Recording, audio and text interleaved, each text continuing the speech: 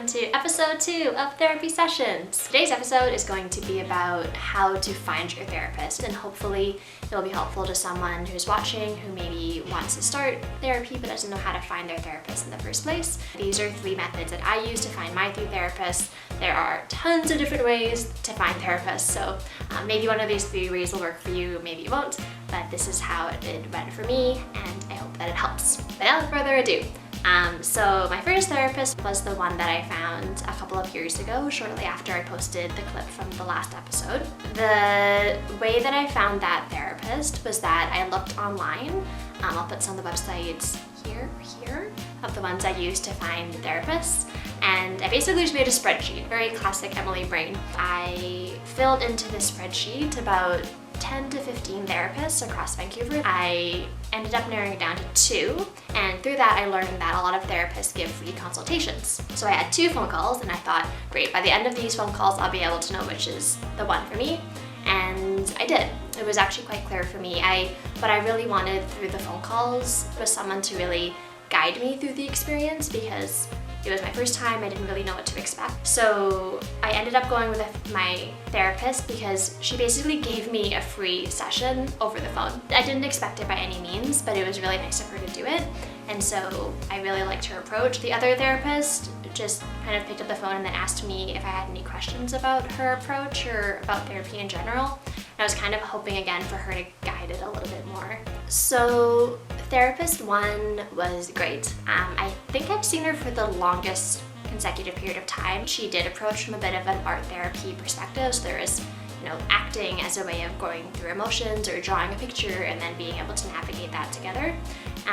What I found was after a year or so of seeing her, I kind of felt like she had given me everything she could give, and I had kind of given her everything I could give, and we were kind of at a bit of a standstill. And that brings me to how I found my second therapist. So you may be lucky to be employed with an employer who works with the EFAP program, and so they offer free counseling sessions for their staff. For me, it was that staff get 12 free 30-minute sessions regarding one topic. So I was very glad to take on this program, and that's how it's a very easy story. I called up EFAP, told them a little bit about what I was going through, and they just connected me with therapist number 2, and I started therapy sessions with her. My story with therapist number 2 is the most short-lived of the 3 because I only saw her maybe 3 or 4 times before deciding to stop. Her approach was to take me through exposure therapy, which is basically you expose yourself to the things that are causing you anxiety,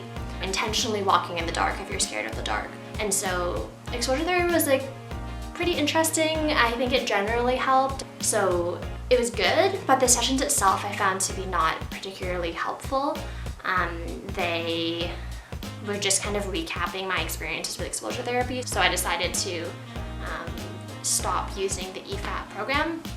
Also because my benefits at work became more flexible. So because of that, I was able to go back to a paid counselor, which brings me to my 3rd counselor. My 3rd counselor I found through personal referral. I was coming home from work and I bumped into a friend, and she had told me that she had been seeing a therapist, and I kind of asked her how that person was, and she spoke quite highly of her. So I was like, it's been a while since I'd gone to therapy. It had been a couple months at that point, so I said, why not try it out? I have the benefits, let's use them to the best of their abilities. So I contacted this therapist. I was quite clear with her about what I wanted, and even in our phone consultation I feel like we really clicked, and it was a good relationship.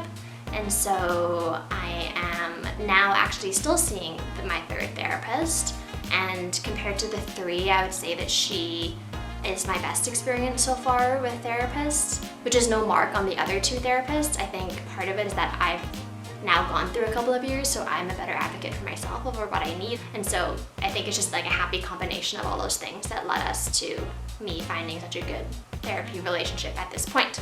So yeah, so that's the overview of how I found my 3 therapists. I know there was a lot of information. I'm happy to answer any further questions if you have any. Otherwise, I will see you next week, and thanks for watching. Bye.